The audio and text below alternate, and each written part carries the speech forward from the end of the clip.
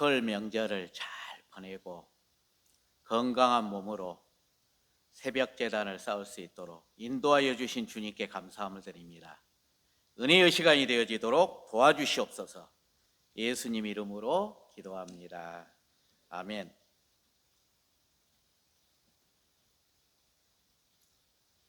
하나님의 형상을 회복한 자, 또 어떻게 보면은 하나님의 형상을 회복한 죄인, 회심한 죄인, 새 사람을 입은 죄인, 구원받은 죄인. 한번 죄인이라고 하는 그 이야기를 한번 써봤습니다. 우리는 때로는 죄인이라겠다. 우리가 기도를 하는 중에도 그러죠. 나는 죄인입니다. 근데 얻을 때는 하나님은 우리에게 칭의, 의롭다 칭해 주신 거예요. 그것을 법률적 용어로 무죄 선고가 나왔기 때문에 죄가 없다. 그런데도 우리는 내가 또 어떨 때는 그 떳떳하지 못한 측면도 있고 자범죄라고 하는 것도 있고 엉거주춤 너는 의인이냐 죄인이냐 라고 할 때 의인입니다. 또 죄인입니다. 참 말하기가 어려울 때도 있겠다라는 생각도 들었습니다. 왜? 정체성이 뭐이냐. 그래서 저는 죄인은 죄인인데 회복된 죄인이다. 하나님의 형상을 회복한 죄인이다. 회심한 죄인이다. 새 사람을 입은 죄인이다. 구원받은 죄인이다. 그건 결국은 예수님이 보실 때에는 우리는 의인이에요. 의롭다 칭함을 받은 사람이에요. 그런데 이 세상에서 우리들의 모습이 어쨌냐는 거예요.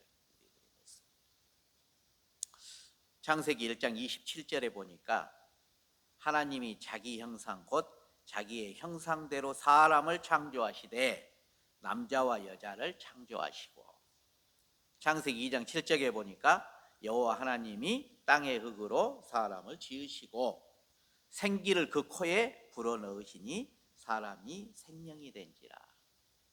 코에다가 영을 집어넣었다는 거예요. 그랬더니 영의 사람, 즉 생명이 되었다. 우리 모두는 하나님이 영적인 존재로 만들어 줬다는 거예요. 그런데 에덴 동산에서 우리가 잘 아는 것처럼 불순종에 의해서 이 하나님이 우리 스스로 하나님이 되고자 하는 마음이 있었다는 거예요. 그래서 하나님이 없이도 나는 살 수 있습니다. 그리고 하나님 없이도 살 수 있을 뿐만 아니라 나는 내가 주인 되어 살겠습니다라고 하는 선언을 하게 된 거예요. 그러니까 하나님은 어쩔 수 없이 에덴 동산에서 쫓으시고, 그랬더니 1000년도 안 돼가지고 바로 노아의 홍수 사건이 이루어지게 됩니다. 하나님은 미리 아시고 노아를 이 세상에는 의인은 없고 의인은 없다. 의인이 없다는 거예요. 그런데 하나님은 그때 일을 하시기 위해서 인정한 사람이 있었는데 그 인정받은 사람이 누구냐? 노아예요. 그래서 성경에서는 이렇게 표현하고 있습니다. 노아는 의인이요 당대의 완전한 자라. 그는 하나님과 동행하였으며. 그런데 로마서 3장 10절에 보니까 기록된 바 의인은 없나니 하나도 없으며 깨달은 자도 없고 하나님을 찾는 자도 없다라고 표현한 거예요. 요한복음 3장 6절에 보면 육으로 난 것은 육이요 영으로 난 것은 영이니. 로마서 8장 9절에 보면 만일 너희 속에 하나님의 영이 거하시면 너희가 육신에 있지 아니하고 영에 있나니 누구든지 그리스도 영이 없으면 그리스도의 사람이 아니니라. 로마서 8장 8절에 보니까 육신에 있는 자들은 하나님을 기쁘시게 할 수 없고 믿음이 없이는 하나님을 기쁘시게 못한다. 히브리서 11장 6절이. 왜 제가 이런 이야기를 합니까? 오늘 새 사람을 입었다 그래요. 새 사람을 입었다라고 하는 그 표현은 바로 죄인이 의인으로 인정받았다라고 하는 거예요. 하나님의 형상을 회복한 죄인은 바로 하나님으로부터, 특별히 예수님으로부터 우리는 의인으로 인정받았다. 그러지만 나는 의인입니다 라고 표현하기에는 아직은 그 단계가 아니기 때문에 우리는 하나님의 형상을 회복한 죄인입니다. 이게 가장 표현법이 맞지 않을까라는 생각이 들었습니다. 예수님도 그렇게 말씀하셨습니다. 건강한 자에게는 의사가 쓸데없고 병든 자에라 쓸데가 있느니라. 나는 의인을 부르러 온 것이 아니오 죄인을 부르러 왔노라 하시니라. 예수님의 사명이 무엇입니까? 죄인을 불러 구원시키고 의롭다 칭함을 받은 백성을 만드는 거였어요. 그래서 우리가 잘 아는 것처럼 구원의 단계에는 9가지 단계가 있다. 소명, 중생, 회심, 믿음, 칭의, 양자, 성화, 견인, 영화. 이걸 가장 잘 표현하고 있는 것이 로마서 8장 29절에 보니까 미리 정하신 그들을 또한 부르시고, 소명이죠. 부르신 그들을 또한 의롭다 하시고 칭의, 의롭다 하셨어요. 의롭다 하신 그들을 또한 영화롭게 하셨느니라. 이 영화에 대한 얘기. 그러면 하나님은 우리가 죽을 때까지, 영화의 단계에 이를 때까지 하나님은 우리를 가지치기 하신다는 거예요. 계속 성화의 과정. 왜요? 열매 맺기 하기 위해서 계속 사람다운 사람으로 변화시켜주기 위해서 계속 가지치기를 하신다는 거예요. 언제까지? 우리가 죽을 때까지. 우리를 사랑하시기 때문에 사람다운 사람으로 만드는 거예요. 그 예수님, 구원자로 오신 그 예수님이 바로 심판주로 오시기로 약속되어 있다는 거예요. 로마서 8장 1절에 보니까 그러므로 이제 그리스도 예수 안에 있는 자에게는 결코 정죄함이 없나니 누구든지 그리스도 안에 있으면 새로운 피조물이라. 우리가 이 세상에서 피할 것이 있습니까? 있습니다. 오직 한 것, 예수 그리스도라고 하는 방주 안이라는 거예요. BC 3000년경에 우리가 BC 4000년 에덴 동산에서 아담과 하와가 쫓겨난 후에 한 1000년 정도 지난 다음에 노아를 의인으로 인정하시고 준비를 시킨 다음에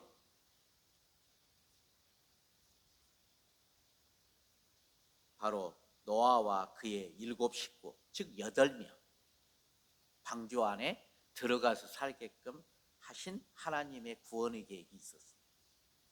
심판 중에도 미리 예비하신 하나님의 구원 계획이 있었다는 거예요. 그때 정결한 짐승 암수 7쌍씩, 부정한 것은 암수 2쌍씩, 그리고 이 새들도 전부 정한 것은 7쌍씩 갖고 왔다. 다만 그때 물고기는 없더라고요. 물고기에 대한 내용. 그리고 보니까 홍수가 있는데 물고기는 필요가 없더라고요. 그리고 씨앗 맺는 씨앗을 가지고 있는 채소, 각종 식물들은 물이 좀 있다고 해갖고 없어지냐? 그게 아니에요. 새들이 이동시키면 되기 때문에 그런 걸 다 생각해가지고 나는 그 방주를 만들 때 150m, 길이가 150m, 폭이 25m, 높이가 15m. 거기에 아무것도 없어요. 그냥 떠 있기만 하면 되니까. 40주야 밤낮 비가 내렸고 150일 동안, 즉 5개월 동안 비가 넘쳤으며 방주 밖에 있는 모든 생물은 다 죽었다. 그 다음에 방주에 거주한 기간이 1년하고도 10일이에요. 375일이에요.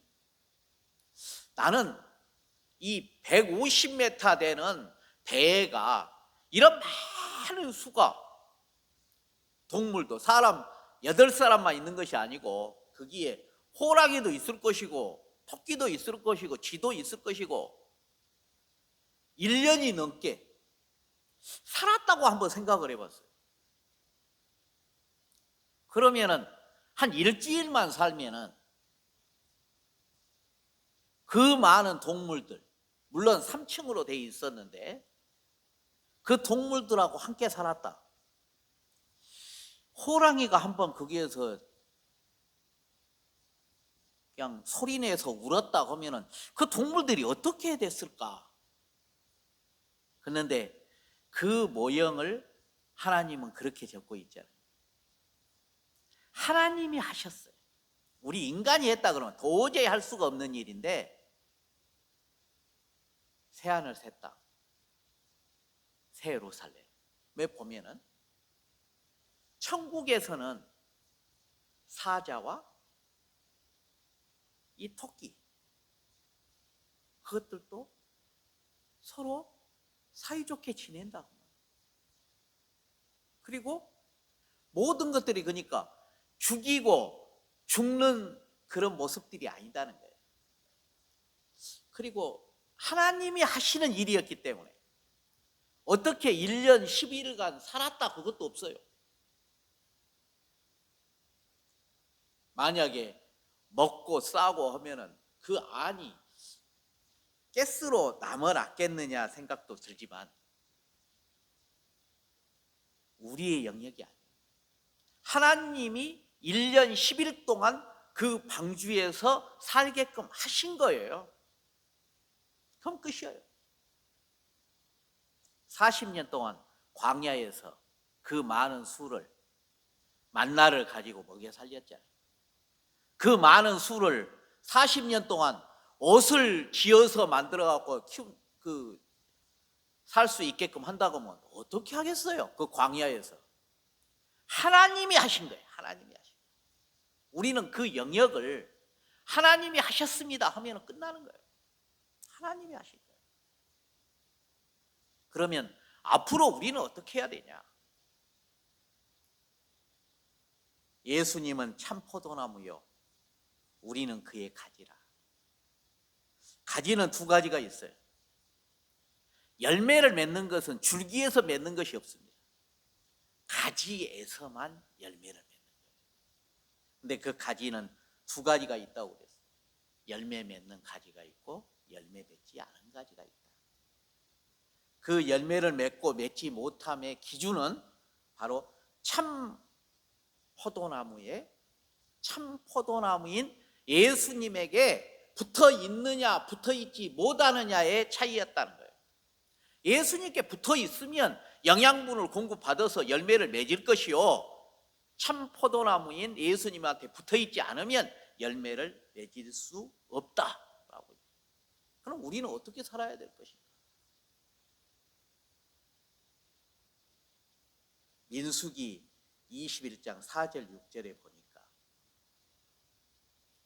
애굽에서 출애굽하여 나온 이스라엘 백성들이 에돔을 거쳐 모압을 지나면 바로 가나안 땅으로 들어가게 되는데 에돔 왕이 길을 터주지 않습니다. 그러니까 먼 길을 이스라엘 백성들이 돌아가게끔 되니까 광야에서 나온 이스라엘 백성들이 너무 지쳐가지고 모세에게 항의를 합니다. 우리를 죽이려고 이렇게 데려왔느냐? 그러니까 하나님이 어쩔 수 없이 불뱀을 통하여 백성들을 다스립니다. 그럴 때 모세가 기도를 합니다. 하나님, 이 불쌍한 백성들을 다 죽이려고 합니까? 살려주세요. 살려주세요. 모세가 기도를 하니까 대책으로 놋뱀을 만들어서 장대에다가 걸어놓고 그 장대를 보면은 살리라. 간단했어요. 어떻게 불뱀이 나와서 막 죽여가는 백성들에게 장대에다가 놋뱀을 달아놓고 놋뱀만 보면은 살리라. 그러면은 믿지 않은 자가 너무 많았다는 거예요. 어떻게 불뱀이 무는데 놋뱀을 보면 살 수가 있느냐? 안 본 사람들은 다 죽었어요. 그러나 그걸 믿고 놋뱀을 바라본 자는 다 살았다. 우리도 마찬가지예요. 만약에 하나님이 계획하시고 하나님이 원하는 것은 무엇일까요? 에덴 동산에서 쫓아냈어요. 영적인 존재로 우리 인간을 만드신 하나님은 우리와 항상 교제하기를 원하세요. 모든 사람이 다 영적인 사람으로 회복되기를 원한다는 거예요, 지금. 그런데 이 겉껍질을, 자기를 싸고 있는 겉껍질을 벗기지를 않아요. 자기 자아를 벗기지를 않아. 아무리 항아리에다가 비를 받고 싶지만 항아리 문을 닫아놓으면은 절대로 그 안으로 비가 스며들지를 못합니다. 자아를 깨야 해요. 자기 자신을 깨야 해. 예수를 믿으면 말이에요.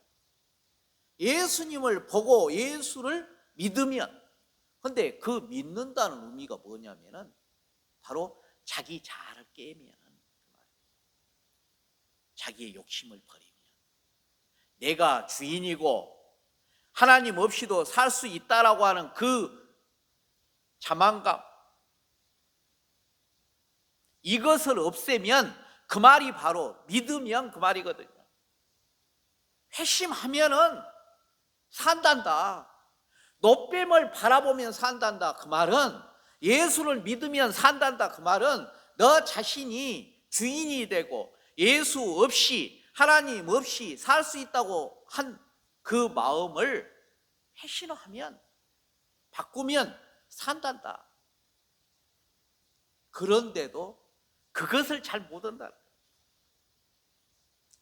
어제는 가족들 예배를 드리면서 나는 이 내용이 계속 눈앞에 가려졌어요. 우리 자녀들을, 특별히 이제 교회에서는 설교를 통해서 내가 생각하고 있는 부위를 말할 기회가 있는데, 우리 자녀들한테는 그럴 기회가 없어가지고 어제 하나님의 형상에 대한 이야기를 하고 싶었어요. 내가 그들을 하나님의 자녀로 이 세상에 오게 했던 그들을 나의 자녀로 나에게 맡겨주셨잖아요. 나에게 사명 주신 거. 그러니까 더 그들을 보니까 내가 쟤들을 참 나보다 더 나은 믿음으로 잘 키워야 할 건데, 그런 사명이 막 불리트로 오니까 내가 그 이야기를 해줬어요.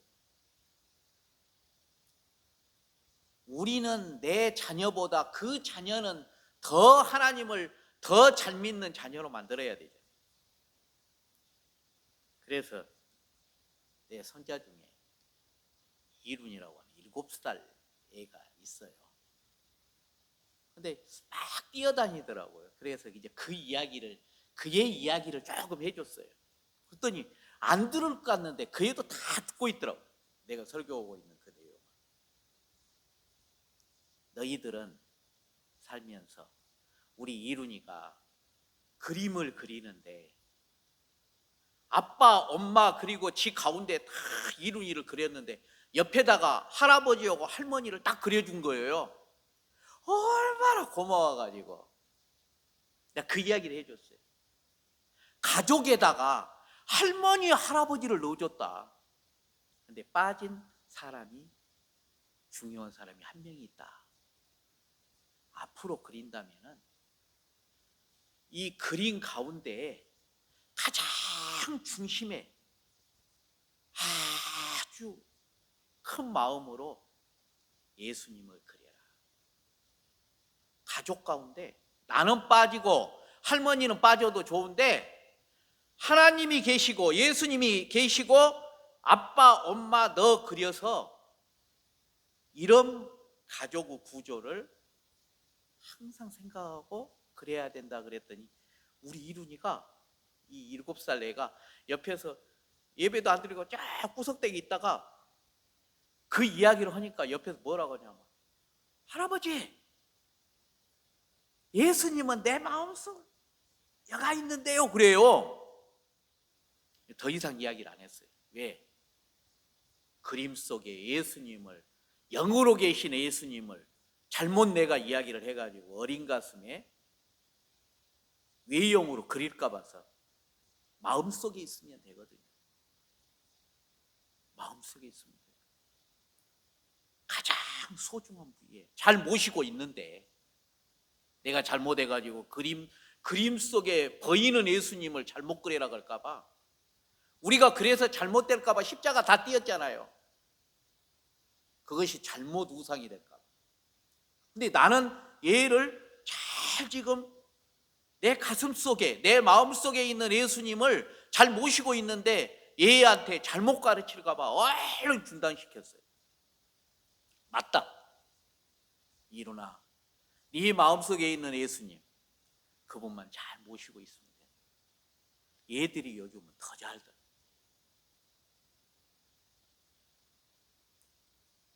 심판주로 오실 예수님 그분을 우리 마음속에 어디에 모시고 내 마음속에 모시고 있는 예수님이 어떤 존재이냐 그걸 한 번씩 잘 생각해 보자는 거예요.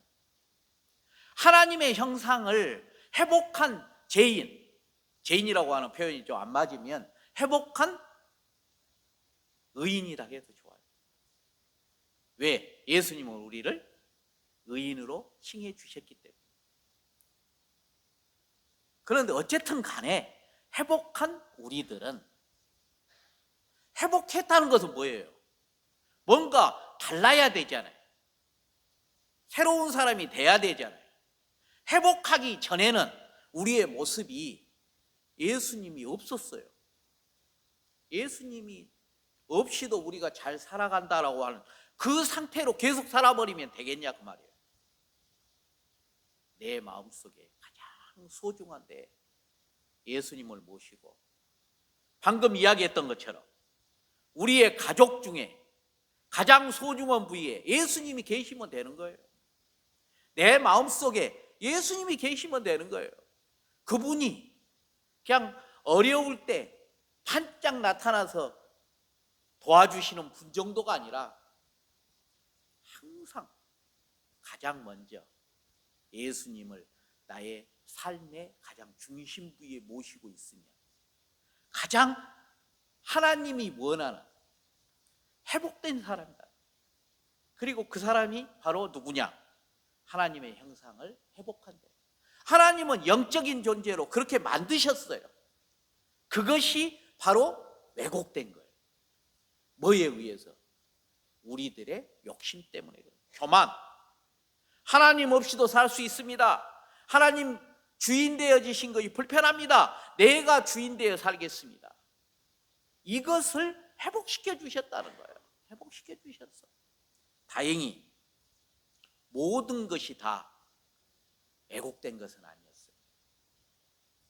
바로 우리의 모든 하나님이 우리에게 허락하신 하나님의 형상이 다 왜곡된 것은 아니고 하나님을 섬기는 그 마음, 하나님을 주인으로 모시는 그 마음이 왜곡됐어요.